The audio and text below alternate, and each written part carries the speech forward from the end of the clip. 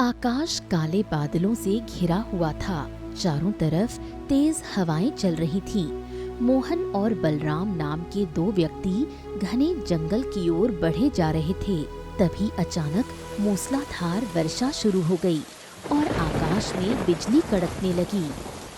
अरे मोहन, अचानक से इतनी बारिश हो रही है। ये भाई, ये शुभ संकेत नहीं है। मैं क्या कहता हूँ कि हमें वापस लौट जाना चाहिए। देख तो बादल कैसे गरज रहे भाई। मोहन गुस्से से बलराम की ओर देखने लगा। अरे गजब आदमी है तू। तेरा नाम तेरे पिता ने बलराम रखा है, लेकिन तू एक नंबर का अपने नाम के बिल्कुल विपरीत है। डरपोक कहीं का। तेरे जैसा डरपोक आदमी मैंने पूरे गांव में नहीं देखा। अरे पहले से ही आकाश में काले बादल थे। वर्षा नहीं होगी तो क्या धूप निकलेगी क्या? चल अब जल्दी चल, नौटंकी कहीं का, चल। बलराम चुप हो गया और मोहन के साथ आगे बढ़ने लगा। कुछ देर बाद बलराम फिर डरते हुए बोला, देख, तेरी बात सही तो है ना मोहन। क्या वास्तव में जंगल में कोई ऐसा वृक्ष है जिस पर सोने के फल उगते हैं? मतलब ऐसा वास्तव में? अरे हाँ भाई, वास्तव में है। मैंने एक साधु को किसी से बात करते हुए सुना था और मैं उससे और पूछता, लेकिन उसने आगे कुछ नहीं बताया। बस यही कहा कि वहां जाने की भूल मत करना। और हम तो ठहरे बलराम और मोहन। अरे जब उसने मना किया तो फिर हम वहां क्यों जा रहे हैं भाई? अरे क्या पता वो साधु ही ना चाहता हो कि किसी को उस सोने के वृक्ष के बारे में पता चले। तू ज्यादा बातें मत कर, चल आगे बढ़। हाँ आजा। बलराम कुछ नहीं बोला और चुपचाप आगे बढ़ता रहा। काफी देर जंगल में भटकने के बाद अचानक मोहन रुक गया। क्या हो गया भाई? अचानक से रुक क्यों गए? मोहन सामने की ओर देखने लगा। हाँ, सामने देख। साधु की बात सच थी मेरे भाई, देख तो सही सामने। बलराम ने जैसे ही सामने देखा, उसकी आंखें फटी रह गईं। सामने एक विशाल और घना वृक्ष खड़ा था, जिस पर सोने के विचित्र फल लटक रहे थे।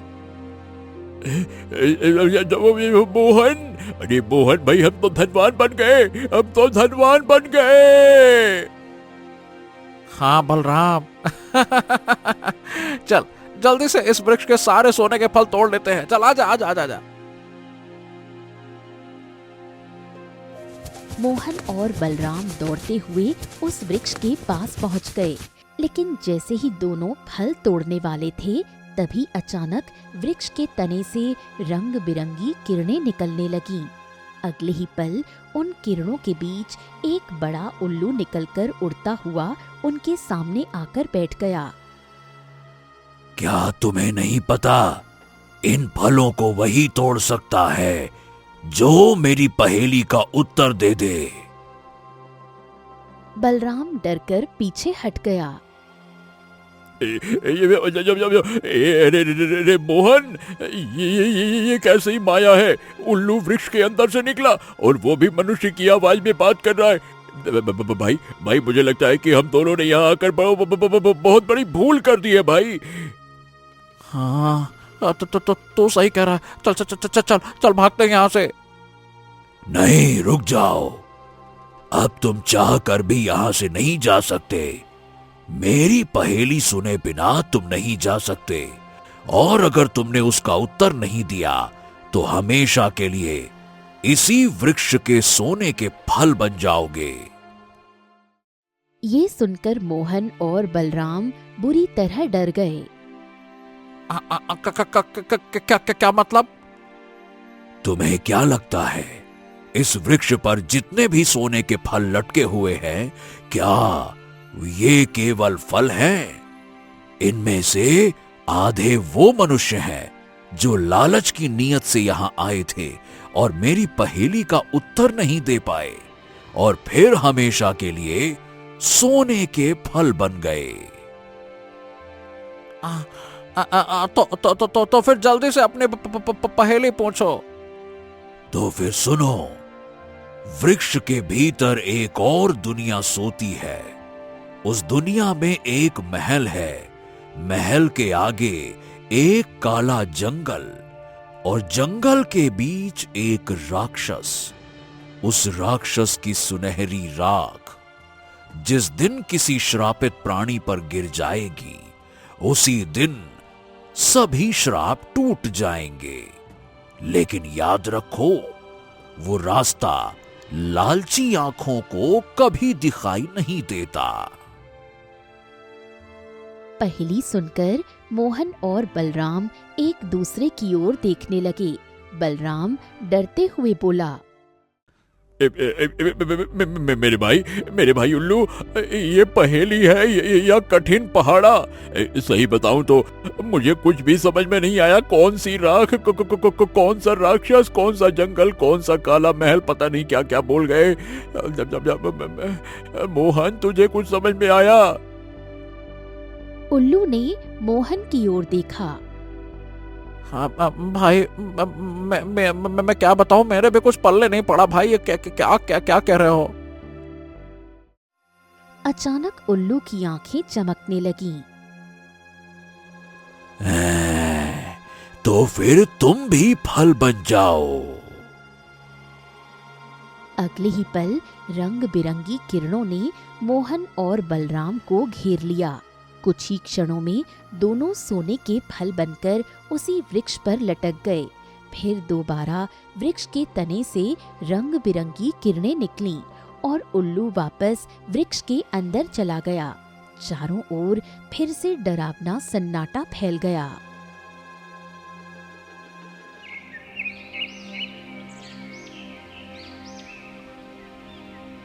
सोनपुर गांव में अर्जुन नाम का एक फूल बेचने वाला युवक रहता था। अर्जुन मंदिर के सामने अपने फूलों की टोकरी रखे दोपहर से बैठा हुआ था, लेकिन उसके पास कोई ग्राहक नहीं आ रहा था।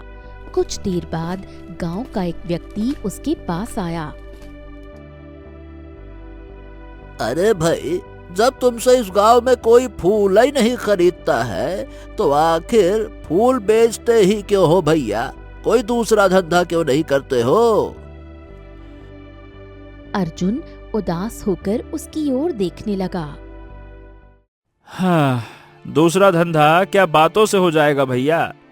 धंधा धन से बनता है।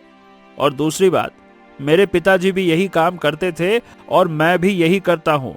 लेकिन समझ नहीं आता कि तुम लोग मुझसे फूल खरीदते क्यों नहीं हो? क्या समस्या है?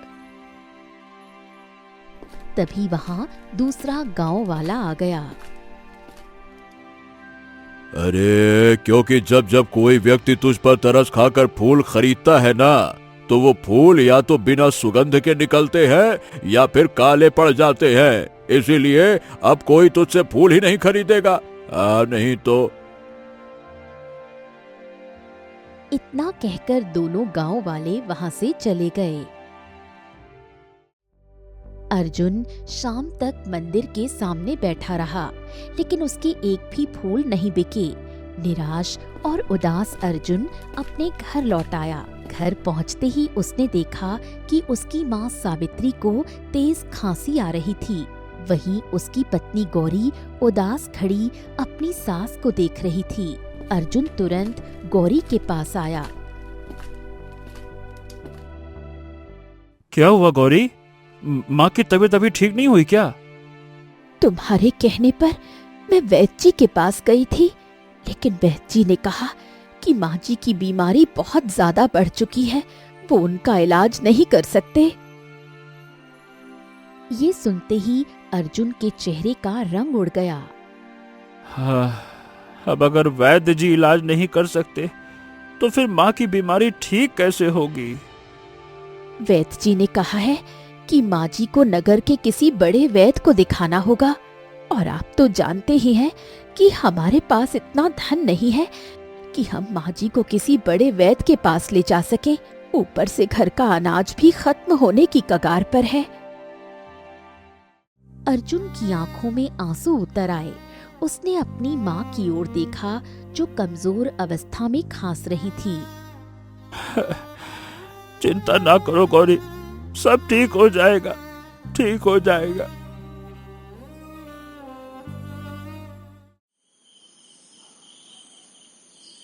लेकिन उस रात अर्जुन पूरी बेचैनी में जागता रहा।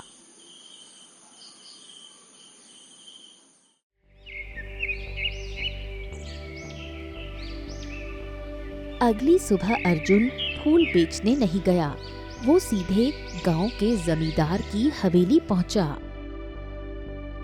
अरे अर्जुन, आ भैया, लेकिन आया क्यों है? मैंने तो तुझसे फूल मंगवाए नहीं, फिर तू मेरी हवेली में क्यों आया है? अर्जुन ने जमींदार को अपनी सारी परेशानी बता दी। जमींदार जी, मुझे कुछ धन दे दीजिए, मेरी माँ बहुत बीमार है, अगर उनका इलाज नहीं हुआ ना तो वो नहीं बच पाएंगी। ये सुनकर जमींदार हंसने लगा। देख अर्जुन, अब मुझे तुमसे पूरी हमदर्दी है, लेकिन मैं तुम्हें कर्ज नहीं दे सकता, क्योंकि कर्ज उसे दिया जाता है जिसमें उसे चुकाने की क्षमता हो। जमींदार घमंड से अर्जुन की ओर देखने लगा। और तुम, अरे तुम तो अपने परिवार के लिए 2 वक्त की रोटी भी ठीक से नहीं कमा पाते, भला हमरा कर्ज कैसे चुकाओगे बेटा? चलो जाओ जाओ जाओ जाओ जाओ, निकलो। अर्जुन चुपचाप वहां से बाहर निकल आया। अर्जुन गांव के पुराने वृक्ष के नीचे बैठकर गहरी सोच में डूब गया। तभी सामने बैठे 2 बुजुर्ग आपस में बातें कर रहे थे। अरे क्या तुमने सुना? हमारे गांव के मोहन और बलराम पता नहीं कहां अचानक से गायब हो गए। लेकिन हाँ, दोनों थे बड़े लालची, जंगल में गए थे, अभी तक वापस ही नहीं लौटे।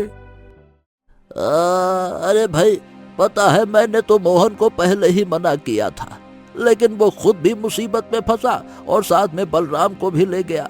अरे मैंने कहा था उसे कि भाई जंगल में जिस सोने के फल देने वाले वृक्ष की बात सुनी है ना तूने, अगर उसमें जरा भी सच्चाई है तो वहां नहीं जाना चाहिए। क्या पता कैसा वृक्ष है, मतलब मायावी वृक्ष है क्या नहीं है, ये चल दिए मुंह उठा के लालची कहीं के। ये सुनकर अर्जुन चौंक गया। वो धीरे धीरे दोनों बुजुर्गों के पास पहुंचा। काका, मैं आपकी बातें काफी देर से सुन रहा हूँ, आखिर मोहन और बलराम को हुआ क्या है? अरे तुमको नहीं पता क्या? भाई अर्जुन, जंगल में एक ऐसा वृक्ष है बेटा जिस पर सोने के फल उगते हैं, लेकिन आज तक कोई भी उसका फल तोड़ नहीं पाया। जो भी उसकी तलाश में जाता है वापस नहीं लौटता। तभी दूसरा बुजुर्ग धीरे से बोला। मैं तुमसे ये बात नहीं कहना चाहता था, लेकिन मैंने सुना है कि उस सोने के वृक्ष पर एक मायावी उल्लू का राज है।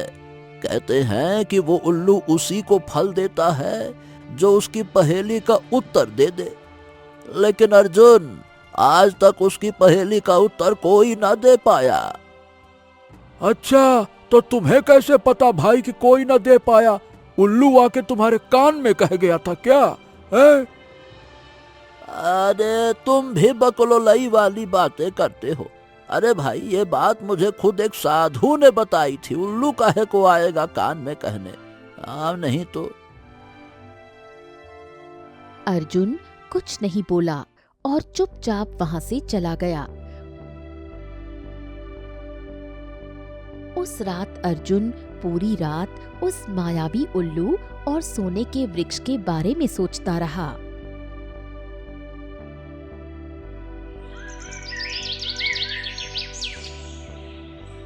अगली सुबह अर्जुन अपनी माँ और गौरी को सोता छोड़कर चुपचाप घर से निकल गया उसकी आंखों में अब डर नहीं बल्कि उम्मीद दिखाई दे रही थी।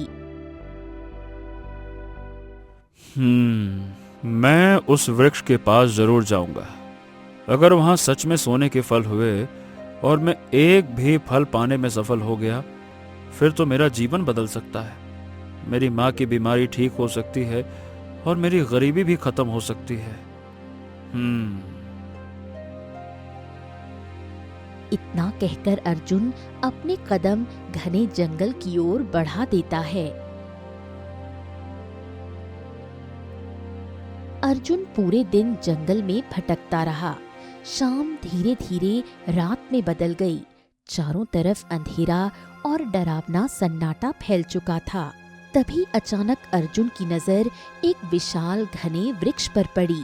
वृक्ष पर सोने की किरणों से चमकते विचित्र फल लटक रहे थे। ये दृश्य देखकर अर्जुन की आंखों में चमक आ गई। हाँ, वाह, इसका मतलब वो दोनों बुजुर्ग सही कह रहे थे। हाँ। इतना कहकर अर्जुन सीधे उस वृक्ष के पास जा पहुंचा, लेकिन जैसे ही उसने एक फल तोड़ने का प्रयास किया, अगले ही पल वृक्ष के तने से रंग बिरंगी किरणें निकलने लगी। अचानक एक बड़ा उल्लू उड़ता हुआ उसके सामने आकर बैठ गया। अगर फल लेना है तो पहले मेरी पहेली का उत्तर देना होगा, और याद रखना, अब तुम वापस नहीं जा सकते।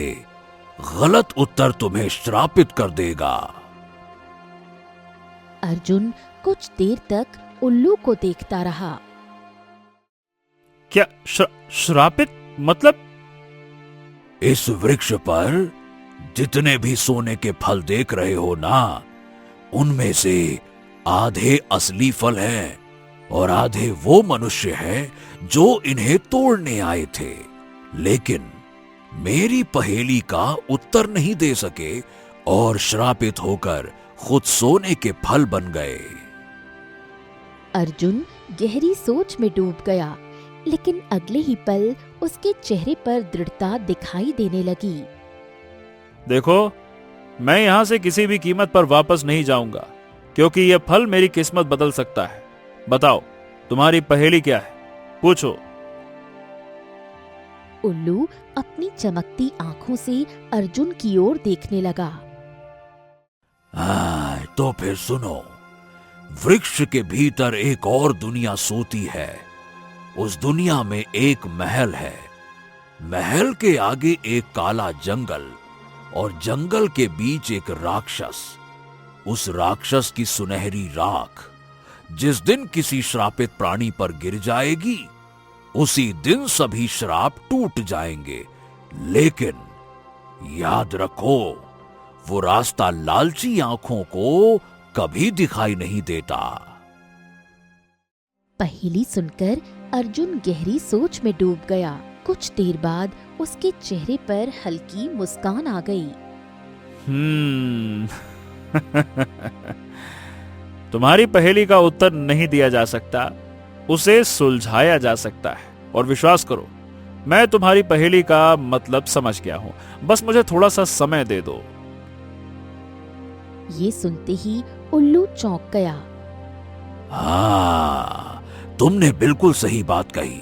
इससे पहले जितने भी मनुष्य आए, वो मेरी पहेली को समझ ही नहीं पाए। लेकिन मुझे थोड़ा बताओ, तुमने मेरी पहेली सुनकर क्या समझा? अर्जुन वृक्ष की ओर देखने लगा। अभी कुछ क्षण पहले वृक्ष के तने से रोशनी निकली और तुम उड़ते हुए मेरे सामने आ गए। इसका मतलब ये साधारण वृक्ष तो नहीं है। इसके अंदर जरूर किसी दूसरी दुनिया का अस्तित्व है।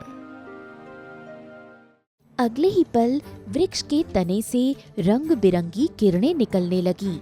कुछ ही क्षणों में वहां एक गोल द्वार प्रकट हो गया।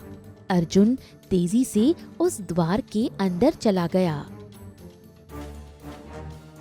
अगले ही पल अर्जुन ने स्वयं को एक विचित्र महल के अंदर पाया। चारों तरफ डरावना सन्नाटा फैला हुआ था।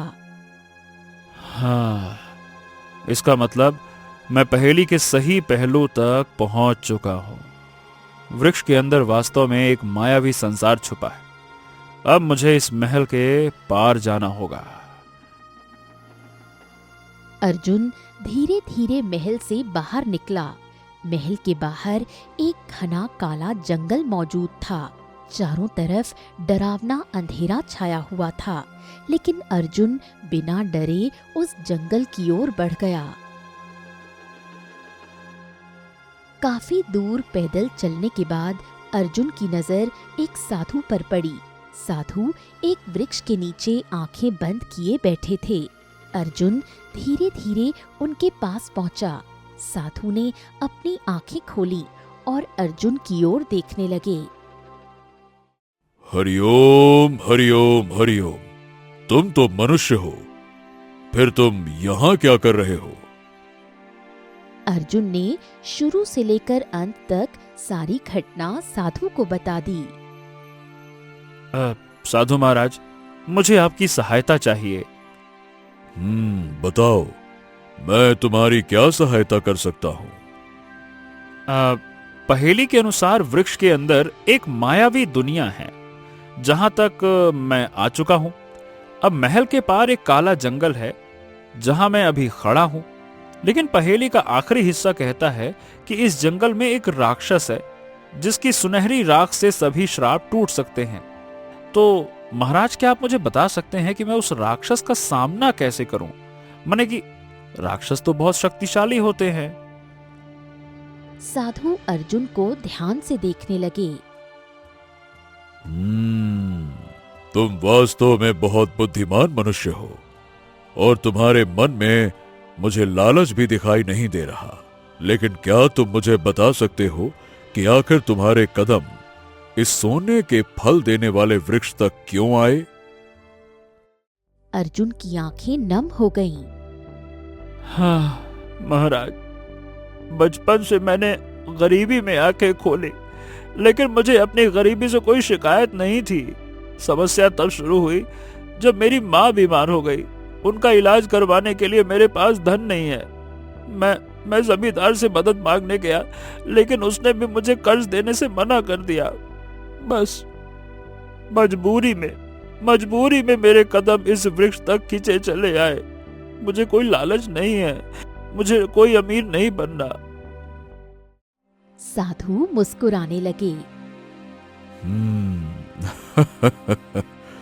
तुम्हारा मन ही उस राक्षस की हार है। यहां से सीधे चले जाओ, तुम्हें एक गुफा मिलेगी।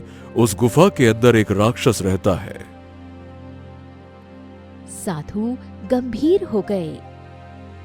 लेकिन हां, याद रखना, राक्षस का डर तुम्हें खत्म कर देगा, लेकिन तुम्हारी मां के प्रति प्रेम उस राक्षस को खत्म करने की शक्ति बन जाएगा, क्योंकि तुम्हारा मन लालच से मुक्त है। अर्जुन मुस्कुराया। अगर ऐसी बात है साधु महाराज, तो मैं कुछ ही देर में यहां वापस आता हूं फिर। इतना कहकर अर्जुन तेजी से आगे बढ़ गया। कुछ दूर आगे जाने के बाद अर्जुन को एक विशाल गुफा दिखाई दी। गुफा के अंदर से डरावनी आवाजें आ रही थीं। अर्जुन बिना डरे गुफा के अंदर चला गया। अंदर एक भयानक राक्षस मौजूद था। राक्षस की आंखें आग की तरह चमक रही थीं। अरे, तू तो मनुष्य है, तेरी हिम्मत कैसे हुई यहाँ आने की? है? अर्जुन बिल्कुल नहीं डरा। मुझे डर नहीं लगता, इसीलिए मैं यहाँ चला आया। ये सुनते ही राक्षस क्रोधित हो गया। वो अर्जुन के ऊपर हमला करने के लिए आगे बढ़ा, लेकिन जैसे ही उसने अर्जुन को छूने की कोशिश की, अगले ही पल उसका शरीर पत्थर में बदलने लगा। ये देखकर राक्षस बुरी तरह चौंक गया। ये कैसे हो सकता है? ये कैसे हो सकता है? नहीं नहीं नहीं नहीं नहीं!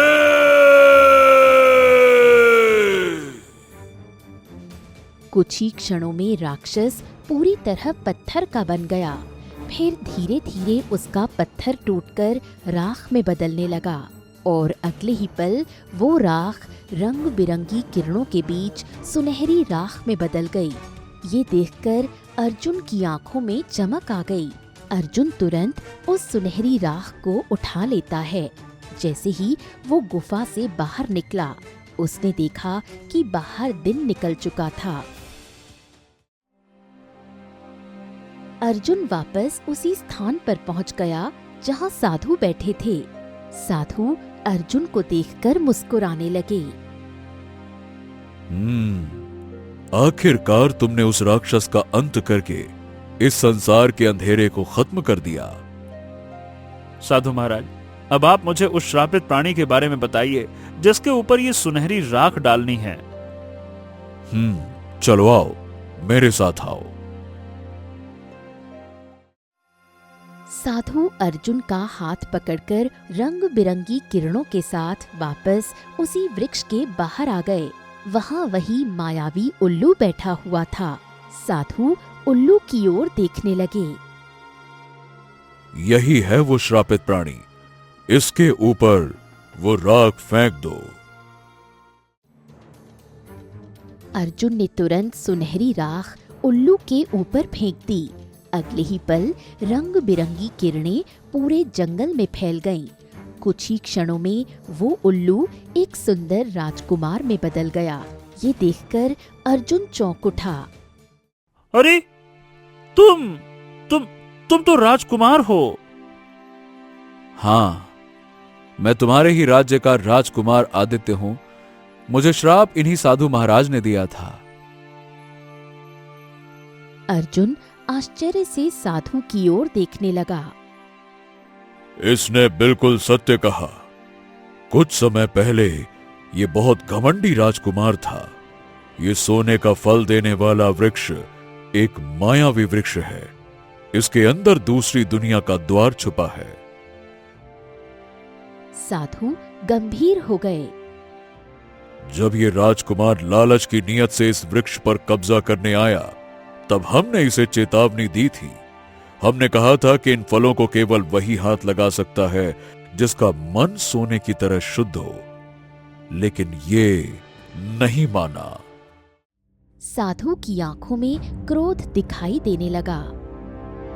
बस जैसे ही इसने लालच की नियत से फल तोड़ा, उसी पल उस दुनिया का राक्षस जाग गया और वहां अंधेरा फैल गया।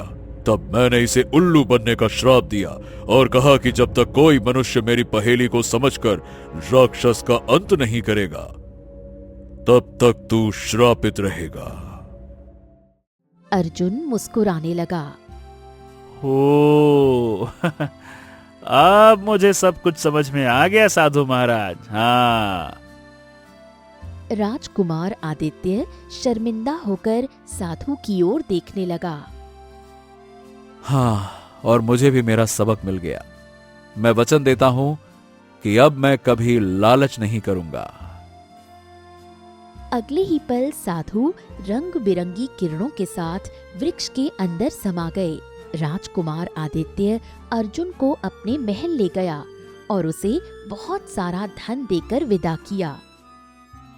उस धन से अर्जुन ने अपनी माँ का इलाज करवाया। उसकी गरीबी खत्म हो गई और धीरे धीरे उसका जीवन खुशियों से भर गया। लेकिन अर्जुन ने कभी उस धन का घमंड नहीं किया।